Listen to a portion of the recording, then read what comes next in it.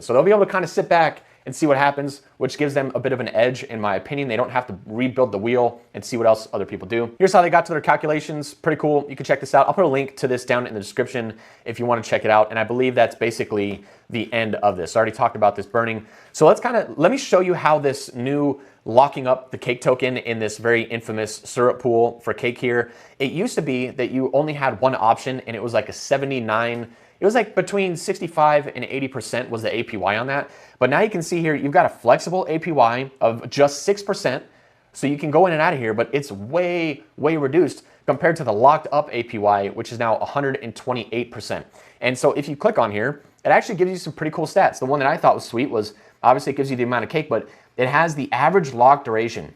So if you're worried about, well, I don't know if people are gonna dump their coins on me, maybe I don't wanna go for longer than 37 weeks because if people get their tokens out, maybe there'll be a price dump right before I get my tokens potentially unlocked. So that might be something that you're concerned with, and you can see that here. Let me connect my wallet real quick so we can actually see what the APY and the lockup periods are. Turns out I didn't even need to connect my wallet. So what you do is you click on this little, I don't even know what you call this, like a little miniature calculator.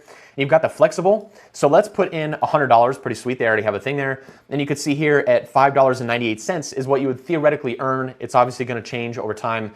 $6 at the end of 1 year. So if you were to do 30 days, you could see how much you would make depending on what you got in here. This is actually pretty cool. I don't remember them having that kind of functionality. Although in one of the videos I just did, I'm sort of against using these kind of calculators to look any further out than like 30 days. In that video I said 2 weeks because it was right after the Luna crash, but maybe 30 days, 60 days. But looking out any further than that with the landscape of crypto and how fast things change, I do not personally think is a good idea.